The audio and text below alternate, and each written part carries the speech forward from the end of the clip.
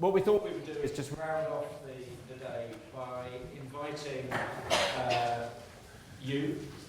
But first, just to kick us into thinking mode, really, the presenters from today into suggesting their prescriptions for the future, what we should do.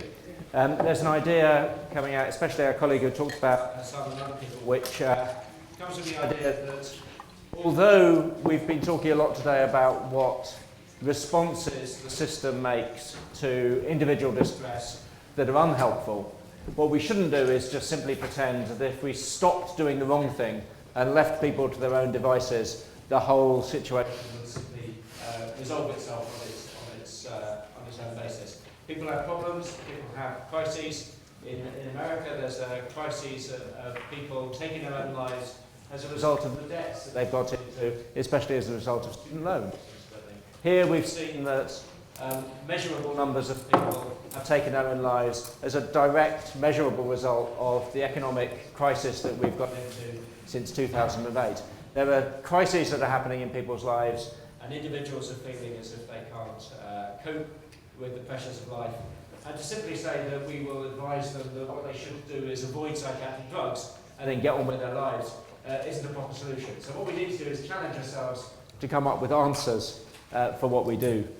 What we thought we would do is, first of all, take the speakers from today, possibly including myself, and ask them to come up with suggestions for the future. So hopefully, the four of you, Hugh is standing in for Joe Moncrief, who unfortunately can't be here today, to suggest what we should do. For myself, I'm a clinical psychologist by background, and I was very taken with the idea of responding to people's needs. So for me, the solution lies in identifying people's problems rather than diagnosing them in illness, looking to the outside world and the things that have happened in people's lives and the circumstances that they're facing and the way that they've responded to those circumstances, and working with people in order to generate real, personal, and including social solutions to their difficulties, and coming up with social, environmental, possibly psychotherapeutic, but human and everyday responses to the difficulties that people face. And as I say, instead of identifying the problems as lying within people, within their brains, characterized in the form of illnesses and responded to with drugs, I think we should see people's problems as just that, identify them as problems and then respond to them in a helping manner. So in a very simplistic sense, that would be my prescription for what we do. What I'm going to do is ask our colleagues to come up with their prescriptions very, very briefly, and then we'll turn to you when you can tell us why we're wrong. I guess what we should probably do is what's the best way to deal with this? Let's start off. No, we'll just simply work from me down. So, okay. Yeah. Okay, so John, you start off first. So give us 2 minutes on your solution. 2 minutes, wow. Well, I'll preface what I say by saying that, if you take the view that we shouldn't have pharmaceuticals at all, then, in terms of sort of regulatory processes, it's fairly simple. What we should do is we should not approve any more new psychopharmaceuticals, and we should withdraw all the ones that are already on the market. However, if you don't take that view, and I'm not sure about that, then what I want to see is a regulatory system that only approves new psychopharmaceuticals where there is clear, unequivocal evidence that they offer therapeutic advance over the other therapeutic options already available. And the second thing I would want to see is a serious systematic review of the safety and efficacy of the psychopharmaceuticals that are already on the market, to see whether or not some of them should be withdrawn, or whether or not the ways in which regulatory agencies are advising their use should be altered, and that sort of thing. So a little bit like, if you remember one of my slides, in 1966 there was a drug efficacy review where the FDA looked at, because they just introduced drug efficacy regulation in the United States at that time for the first time, they looked at all the drugs already in the market to see if there was good evidence for their efficacy. Right? They did a systematic review, and they found that actually half of them at least, there was not good evidence of efficacy. So we could get our regulators to do a systematic review of that kind of the psychopharmaceuticals already on the market. So those are the two things I think we could do to rationalise and have an evidence-based regulatory system with respect to psychopharmaceuticals. Fantastic. One question. Yeah. In your, I was going to say Brave New World, but that's dodgy. In your utopia, would you advocate that people compare potential pharmaceutical solutions with each other, with placebo, with nothing? Or would you be interested in comparing and only approving a drug if it was better than, for instance, some psychosocial interventions? Because those comparisons are almost never conducted. Yeah, I agree. So ideally, well, it does depend on the condition, and of course this is complicated by the fact that, whether or not the conditions are themselves genuine. But let's assume they are. Then if there are already existing therapies, whether they're pharmaceutical or not, one would want to have some sort of comparison. Cool. Thank you. So Hugh, we now have a shadow minister for mental health and the prospect of a Corbyn presidency. So what's your advice to the incoming government on what we should do? Oh, yum. What's his name? Introduce yourself. What's my name? Name. I'm Hugh Middleton. Thanks. And and you haven't heard from me until now. I'm co-chair of the Critical Psychiatry Network, and I'm here in Joanna Moncrief's place because she can't be with us today. And I work as an NHS psychiatrist, and I think the one thing that would make me feel a lot more comfortable in the workplace than I am is that it would be great if the number of people coming to me expecting me to be able to provide them with a magic pill began to reduce. Not the way to go. The number of referrals that come to me from general practitioners who've tried this, that, the third, or even the fourth antidepressant or mood stabilizing agent. And rather than being able to say to the client, actually, this is not the way to be going, have handed the person on to me as the person who is believed to have psychopharmaceutical expertise that they don't have, as if there is some magic pill out there. Because as far as I'm concerned in the workplace, the one thing that keeps this unholy and unsatisfactory process going is the widespread belief that these drugs do work. That belief is held by many practitioners, and it's confirmed for them by many members of the public who take them and in the short term experience some relief, and this is interpreted as they work. And we've heard today on many occasions why that is a myth. How can we do something about it? Well, one suggestion is that we hear a lot more of this sort of stuff in the everyday press that generates public attention, generates public attitudes, that we hear a lot more of this sort of stuff in the soap operas about healthcare that so many people watch.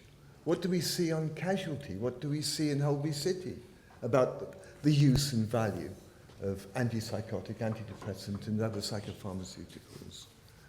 I think there's a great place for influencing how people understand what these drugs are and what they are very much not, and what the conditions that they're used for and what they very much are not. Through the constructive use of those elements of the media, of entertainment, and I would say very firmly, the pronouncements of celebrities that make such a powerful effect upon how people think about all sorts of things. So that would be my proposal. Thank you. So, Sammy, you're also an NHS consultant psychiatrist, and Hugh has just done a very good job of saying that people's expectations should change and the media should change. You didn't say an awful lot about consultant psychiatrists. Yes. I love Don't shoot the messenger.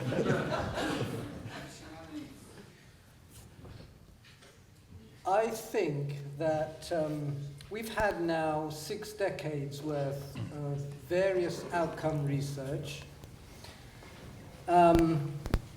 We actually know pretty well what the evidence says. And in summary, the evidence says that when it comes to mental health problems, the technical paradigm, and I'll put it in those terms, because I don't think it's just about medication. I don't think it's just about a narrow idea of the medical model.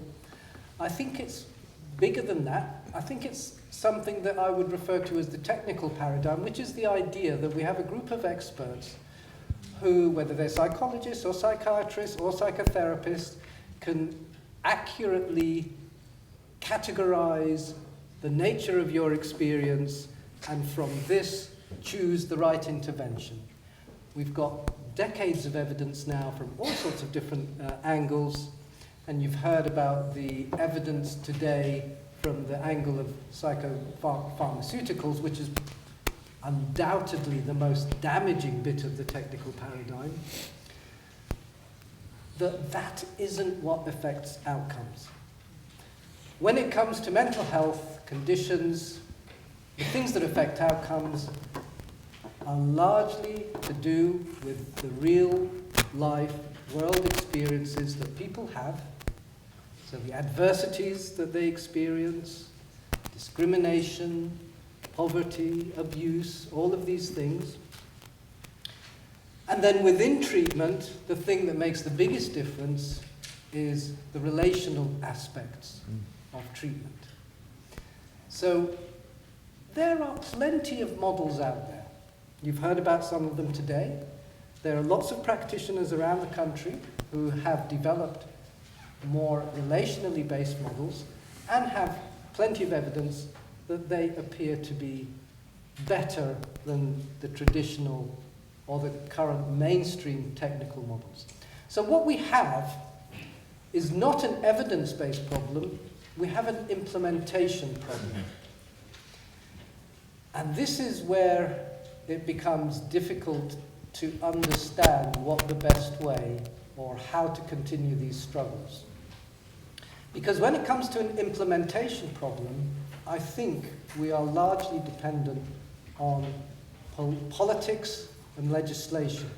So I think, the stuff that Professor Abraham was talking about is actually quite crucial in being able to shift the public discourse and shift what actually services do and provide. And you can be pessimistic on the one hand, because we are in a quite ruthless neoliberal culture.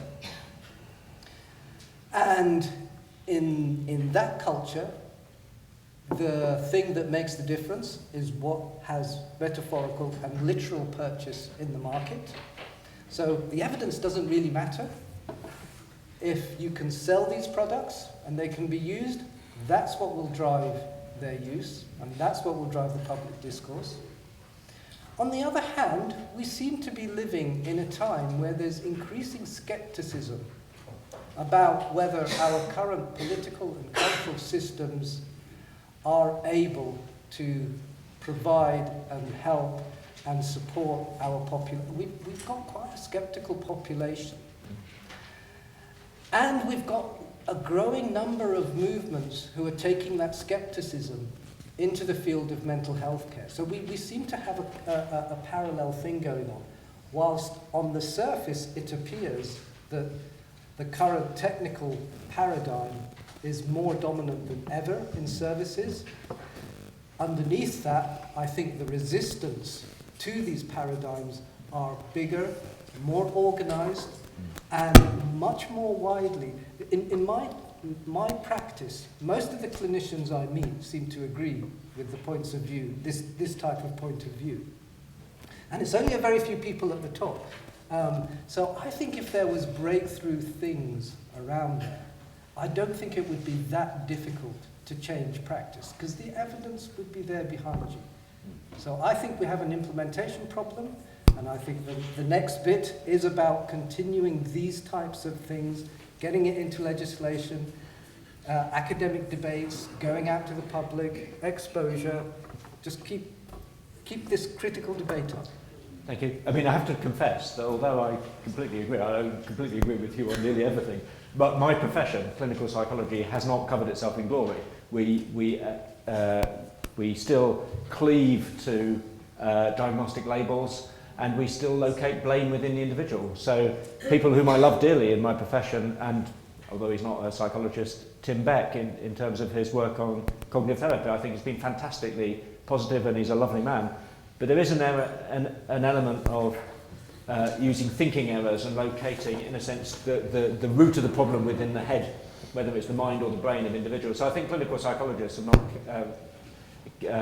necessarily covered themselves in glory, and I think we too as a profession need towards looking at the root cause of people's emotional problems as lying in the experiences that they've had rather than inside the skin of their head. So there's a mea culpa from clinical psychology as well. Yeah, and I think this critical movement, it's an interdisciplinary movement, not a movement between different disciplines. It's not different disciplines. As Lucy Johnson says, this isn't the battle between professions, this is a battle of ideas that are coming up. So finally, so Bob, so you're a journalist, so you're slightly outside of the fray, so you get the last word before the audience say what they say. Of course, it's the big question. First of all, I think it's the responsibility of society to think through this question, not just the professionals. And I think in any sort of decent society, what's the first obligation? Well, we have an obligation to create a world where we raise our children in a healthy manner. We try to create good schools, good physical activities, that sort of thing. And I think we're doing at least in the United States, a really lousy job at creating a healthy society. So in a big picture, I think it's a discussion of social obligation. How do we create healthier societies, both for children and for adults? Two, of course, we can borrow when we see programs that work, open dialogue. There's programs in terms of how you improve schools, and we can learn from that. And then increasingly, I think the biggest problem we have today is we adopted a false philosophy of being. I think the DSM-3 really gave us a false sense of what it means to be human. Somehow it's this narrow thing of behaviors and some steady state, and somehow like depression is abnormal, to be a misbehaving kid is abnormal. And also problems are located in the individual, within the individual mind, and that's just nonsense. Human beings are so adaptive to their environment. They're so reactive to their environment. So in a big picture sense, I think it is about rejecting the DSM-3 disease model. It's not a medical model, it's a disease model. And as a society, coming up with a different philosophy of being, which recognizes problems do happen in between people. It's human to actually have a psychotic thing, a manic episode or depression. We're not steady state creatures. We can have problems, we can get better, and I think a philosophy of being that also recognizes the extraordinary resilience in human beings. We can endure awful things, get better over time. So this is a long-winded to say I think we need a societal discussion. It's a societal responsibility. We need to think about how we build healthier societies for each other, how do we support families better, how do we support kids better. And I think we just need one of the things that Peter talked about with the Quakers is they had a different philosophy of being. Now, I'm not religious, but we need a sense of a philosophy of being that's more healthy. And I just think DSM-3 gave us a really impoverished sense of being alive.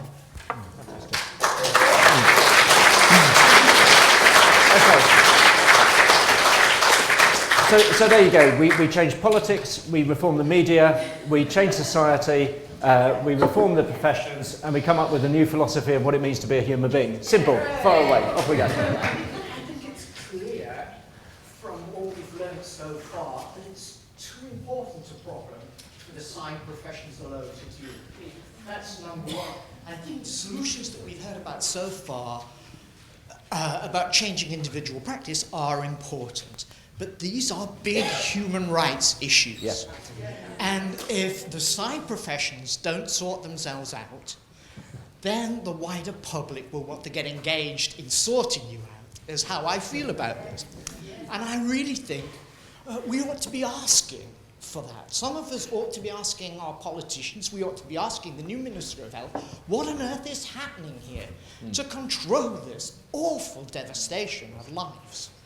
You're right, it's the right And so we need to get on with this, and there's a campaign that needs to be held. Yeah, the lady over there was very keen for a while. So. When I was nursing, what I was taught was prevention is better than cure. We can't beat the pharmaceutical industry, it's too big. Legislation hasn't moved in decades, it's got worse. Prevention is better than cure. In Lapland, in Finland, they're having 86% rate with psychosis and people with depression and people with psychological disorders. People are walking away cured, never looking back. All right, we've all got loved ones that are suffering. I personally have a son. I'm trying to reach out every day to him. Sometimes it's like climbing Everest with broken legs, you know, and I slide down all the time.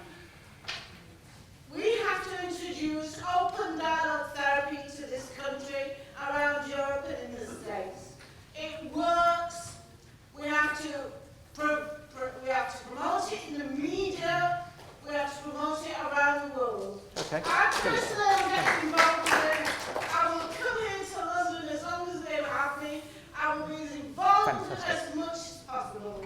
Brilliant. Thank you very much. Let's go. We'll work our way across the auditorium. So just in front of you there, lady in taupe, I think. And no, go back there. Yeah, that's taupe, isn't it? Well, you may disagree about the color of my jacket. That's perfectly fine. I really appreciate all of the contributions that have been made. I think they show that there has been immense progress made. Sorry, I haven't introduced me. My name is Ute Kremer. I'm a service user researcher, a survivor researcher. And so I would like to pick up the arguments that have been proposed, and they were like, we need to work in an interdisciplinary way, or it's a collective issue. And so the only thing I will say today, I would really think it is important that for this kind of conferences there is also some survivor organizations or service user researchers part of this team. England, I'm not from England, as you can hear from my accent, is the first country in the world where there's more than a dozen service user or survivor researchers that actually hold positions in academia. There's many more independent ones.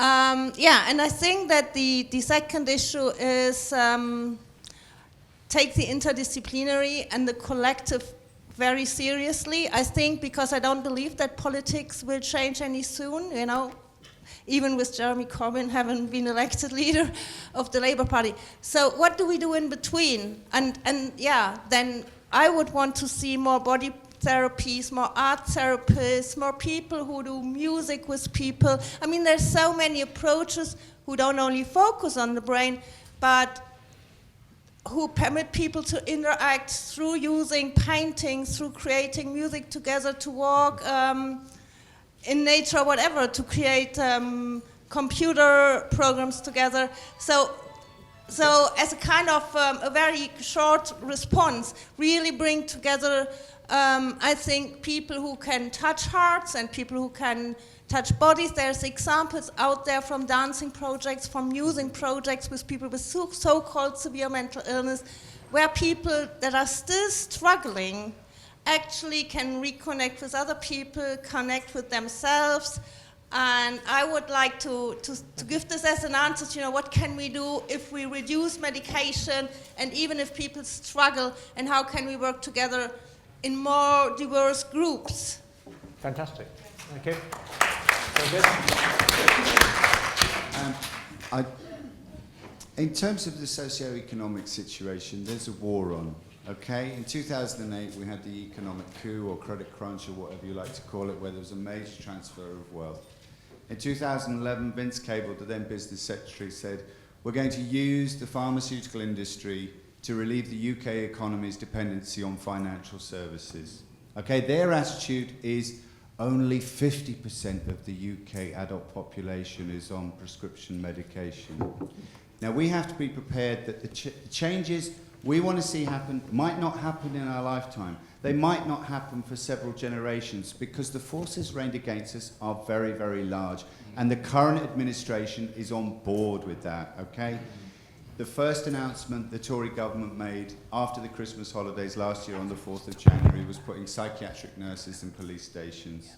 Then on the 8th of April last year, they launched Med City London to create a golden opportunity to create life sciences powerhouse clusters between Oxford, Cambridge and the South East. There's a war on. We might be the only enlightened people in this country to think in this manner. Everyone else outside believes the magic pill and the economists will win it for us. However, I think we're seeing an evolution, from the user movement now, that people who are working in the system, academics in the system, are seeing the suffering that's being created. And I think this is probably the most powerful thing that's available to patients and academics and doctors, because the magic pill just doesn't work anymore. I mean, there's a fearful element to what you're saying and a very powerful, optimistic element about Or there'll be a situation where everyone will be on drugs, and then we'll have to find each other again that way. Personally, I think it's quite worrying that Thomas Insel,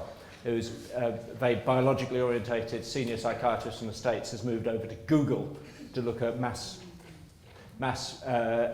approaches to mental health care. Now, for me, if we introduced Bob Whittaker to Google, then life could be pretty good. I actually should declare,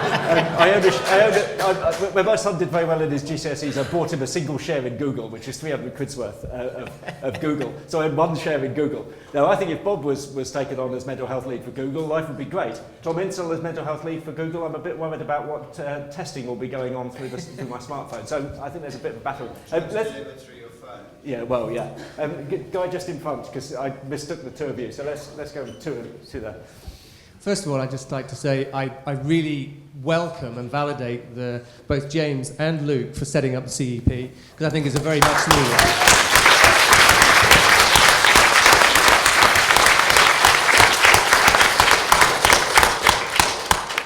I think it's extremely valuable, and the reason being is that whilst we're all here, we're all members of the public, and admittedly there may be some psychiatrists, doctors, etc. in the audience. The important thing is we're here to listen to you in your capacities as professionals.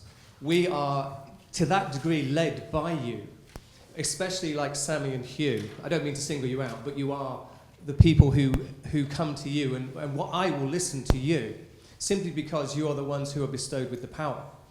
Now, there's other people like James, like Luke, who've been through, you do what you do, James, and the other members of the panel. Now, the important thing is we will go to you and see what you're doing. Robert, you've got Mad in America, which is fantastic, and it's telling a lot of people what's going on. And there's a lot of people tuned into it. But there's, like you just said, Google, it needs more. How many more professionals are there who can come along and do what others are doing so that we can tap into that and then tell other people? Because until we do understand what is being said here, well, we're here, we're the enlightened, as this gentleman just said.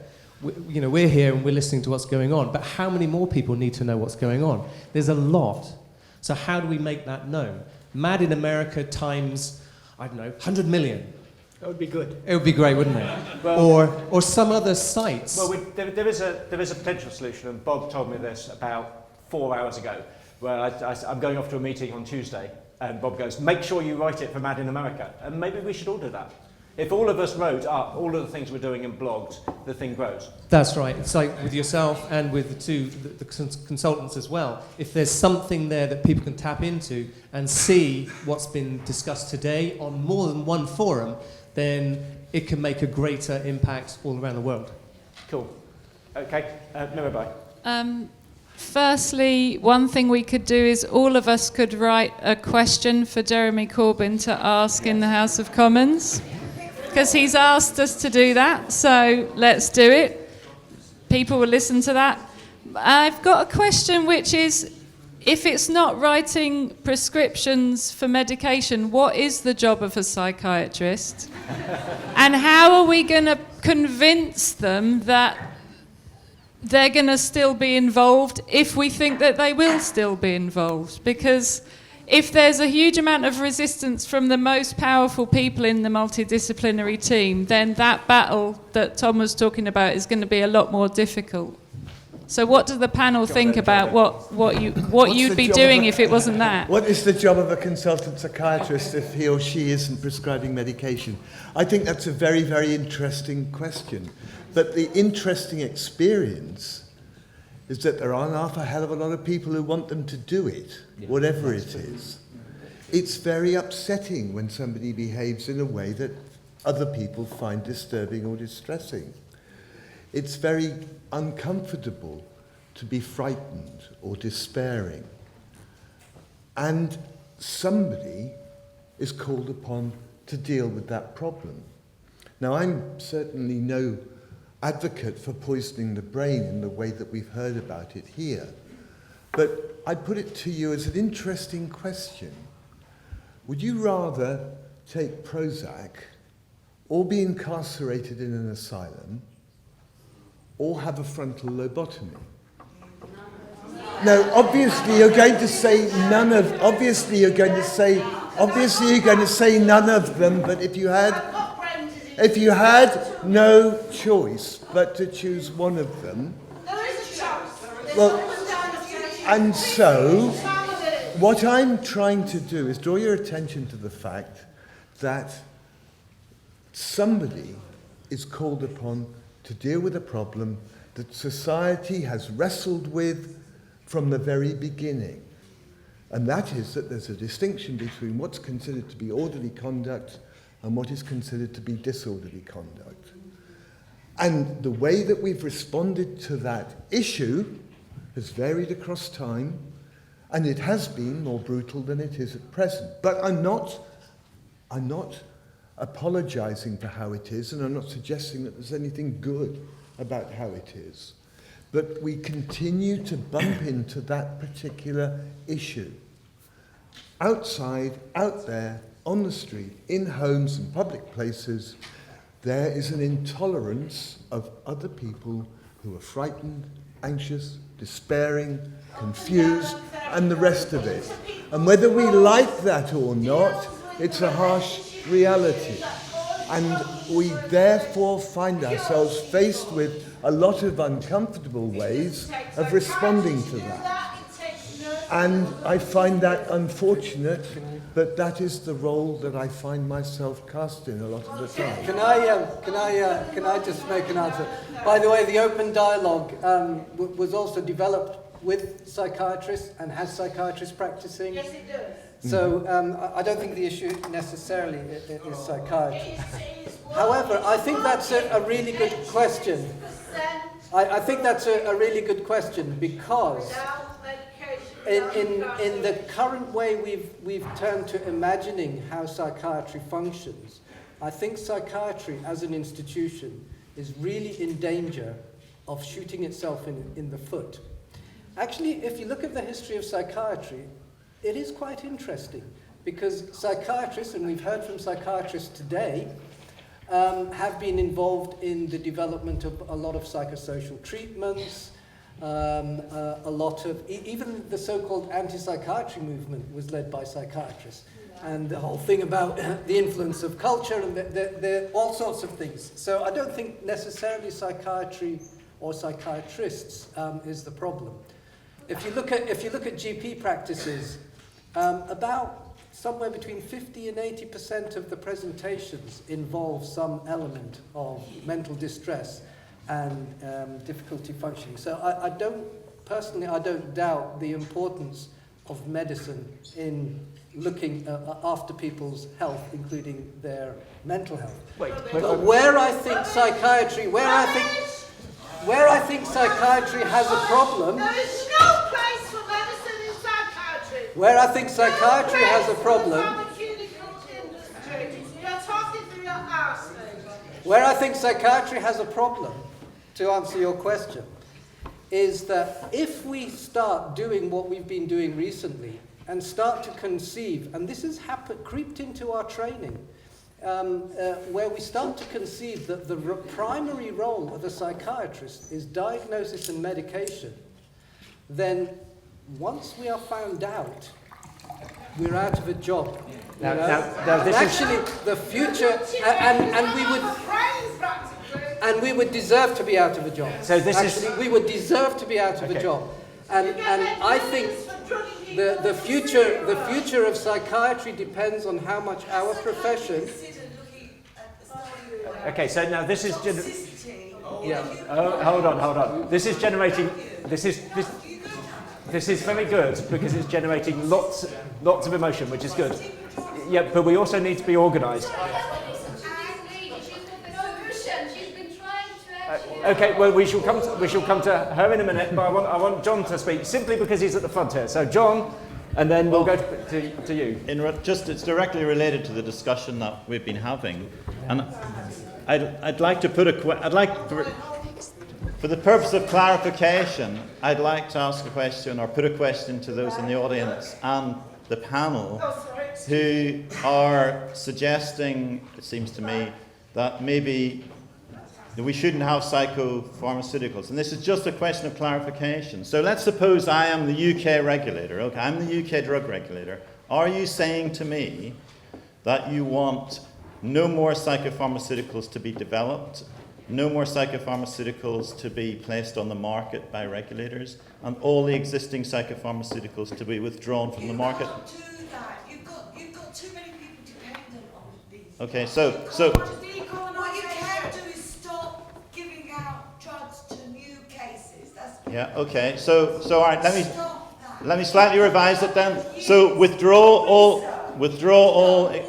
psychopharmaceuticals currently on the market in a managed way, so that they were not adversely affected through withdrawal symptoms. Okay, so that professional, you're all intelligent, you all know that these drugs indeed are not doing any good. How long are you going to be critical for? How long? Another 40 years? Another 50 years? Okay, so it's a simple question. If I was a UK regulator, is that what you're saying you want? Okay, loads of people want to speak, and I have to say that feeling democratic. I know, but it is. Okay, lots of people are getting very emotional, and I don't feel like I can choose people who are the most jumpy and the most emotional, because that's not what we're going to do. So let's go to the back there. There's a woman with glasses. Yeah, she has, and lots of people have. Hello. It's called emotion. We are. Yeah, we'll work around, and lots of people are trying to get their voice. Thank you for the conference today. My name is Anne-Marie Lofthus. I come from Norway. I'm a PhD student, and I also got use experience. Just come off drugs, and very pleased to listen to this debate. I was really interested in what Davis talked about this morning, because in Norway we have the situation, if you want to have help by the system, you have to have a diagnosis, even though you are grieving or have some normal reactions. And I think I was quite upset when I heard how the diagnosis system is or was developed. So, and I think it's also, we have to talk about that as well. Not only the drugs, but also the diagnosis and how we use it. Yeah. I think that's absolutely, personally, I think it's absolutely good. Now let's go, Guy there, because you've been very excited. Very practically, if you've got a problem, psychological or whatever, you see your GP and you go there and you don't get any information. Wouldn't it be good, instead of you as a patient finding out more than your GP about the drug, that your GP actually informed you before he prescribed an antidepressant or a benzo? Now, that's a really simple thing to do. You just get a fact sheet. You can draw one up. It's all backed up by fact. You make sure that the professional organisations look at these and you give them to every GP. And if the GP doesn't want to speak, at least they can give it to the patient. Now, that's just a very simple, practical thing to do. I think it's also part of empowering us as citizens rather than leaving the power. And the same goes with psychiatrists or any professionals. They should inform their patient. It's just so obvious. Okay. It's beyond belief. Let's look at little practical things. Could that be done? I'm sure we could, but it's like mushrooms, isn't it? Keep them in the dark and feed them shit. So yeah, but that's unethical, isn't it? Also, it's unethical and it harms patients. Okay, let's get as many people in, so let's pass it down. The microphone's just by it. At last, yay. Right, it's already been said, part of what I wanted to say. I just wanted to thank CEP for organising this event today.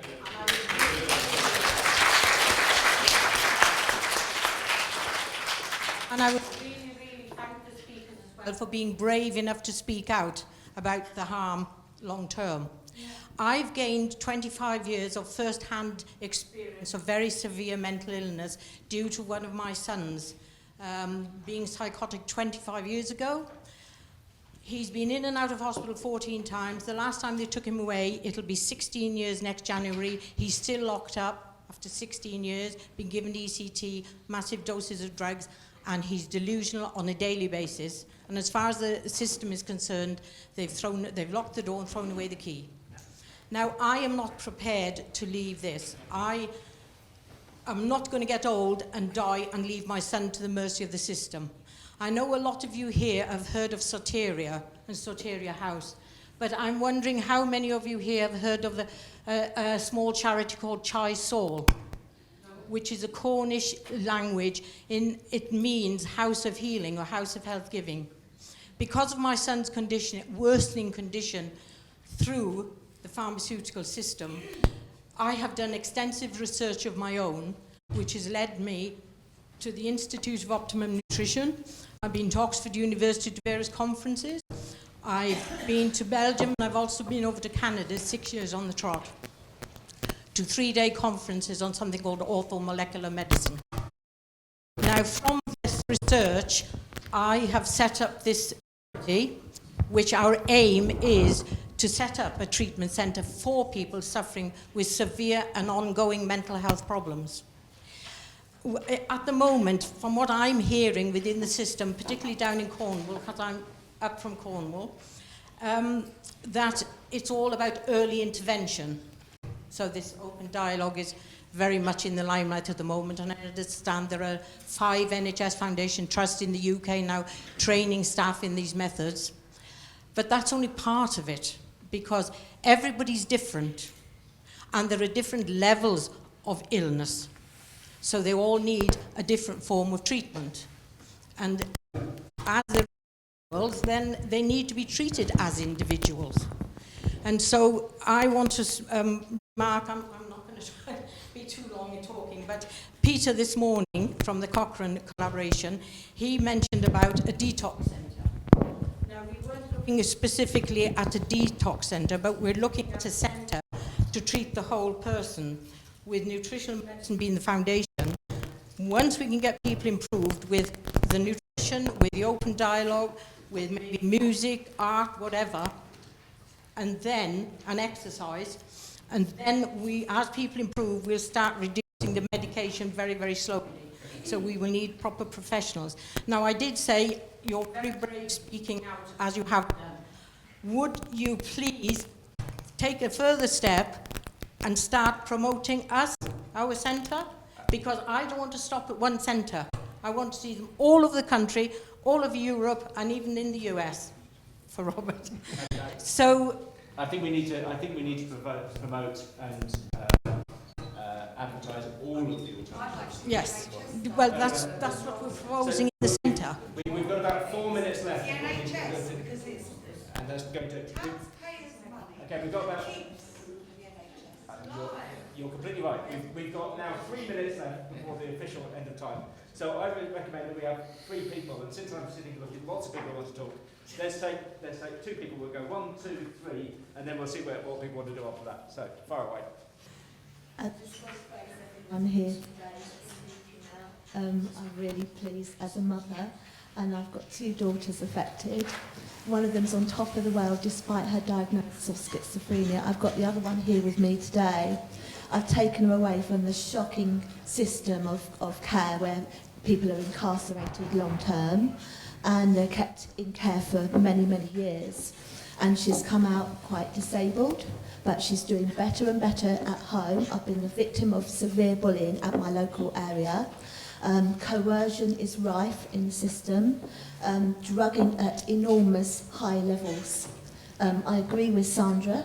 I'd love to see a centre or more than one centre set up so that people can safely be withdrawn from the drugs.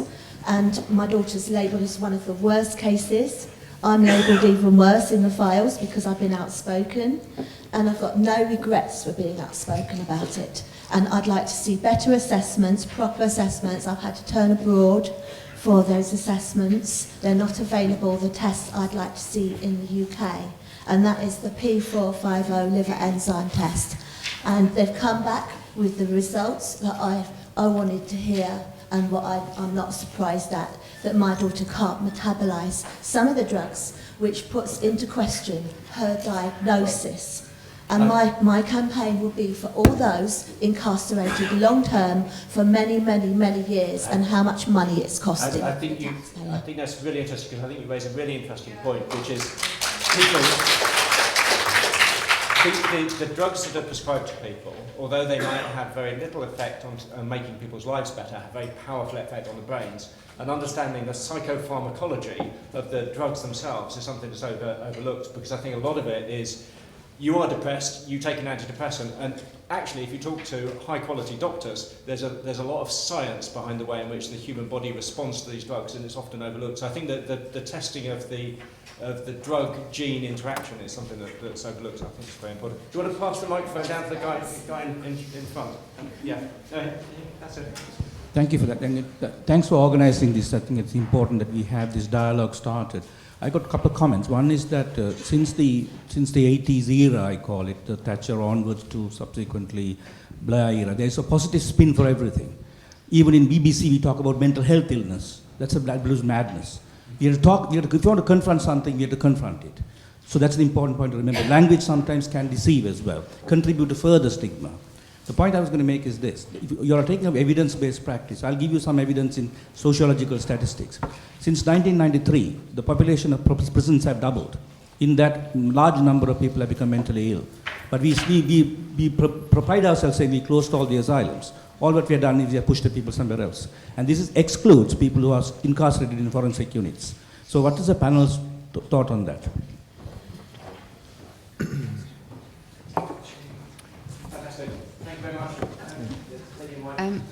Hi, my name's Alison Penfold, and I'm a psychotherapist in private practice.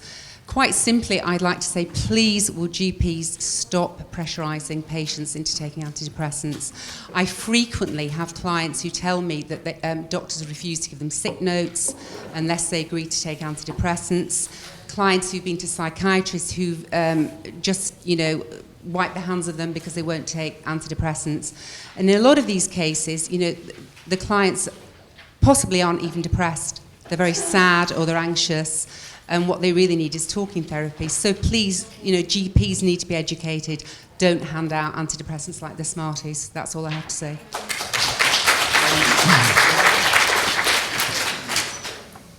Simply, you're being rewarded for coming up and speaking very gently to me.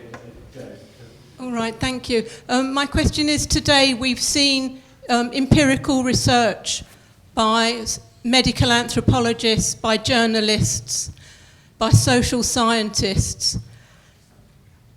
What steps are being taken to create change with those psychiatrists that are teaching medical students and repeating the old paradigm?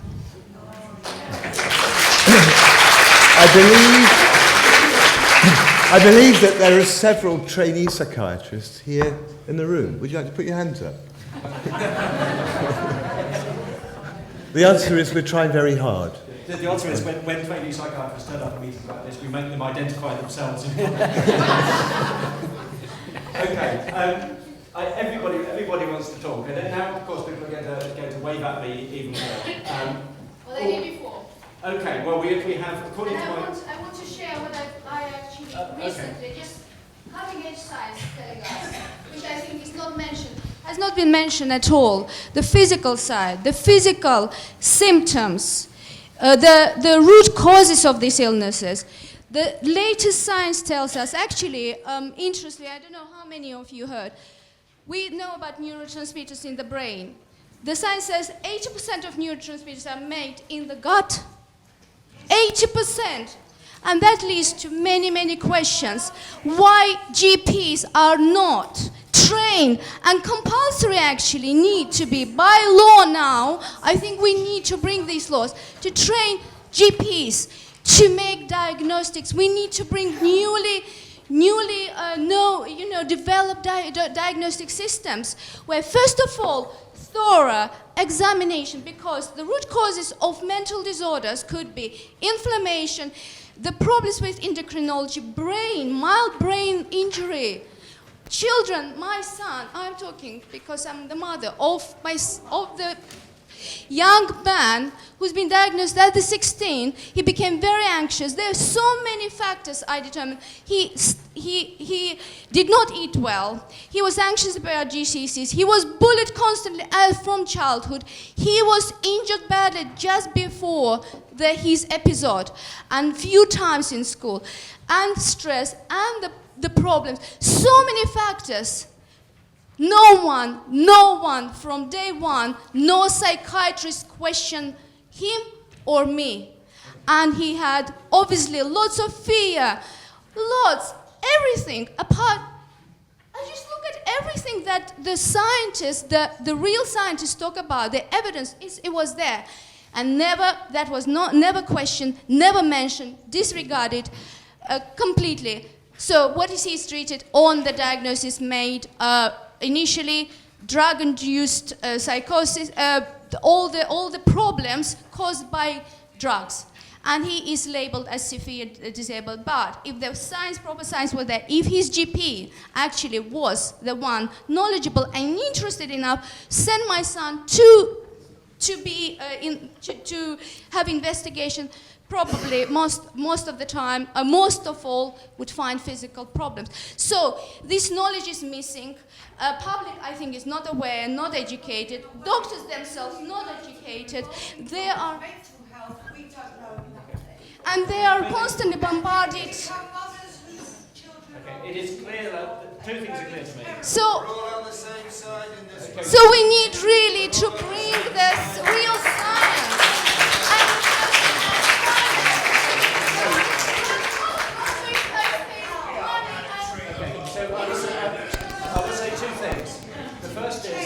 Since we are indeed all on the same side, it's not us that we need to be speaking about. We need to go home, and tomorrow morning we need to start vlogging and writing and talking about this.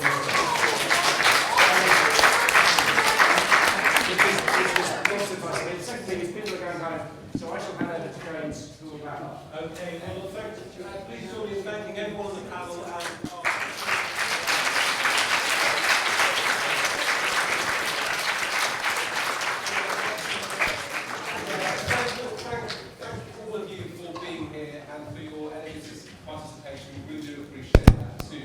finally, just before we go, I have one last question for you, and it is this. How can you help us at CEP UK?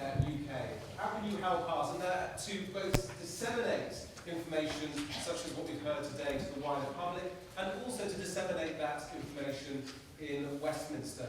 There are a couple of things that you can do. Firstly, visit our website, cepuk.org.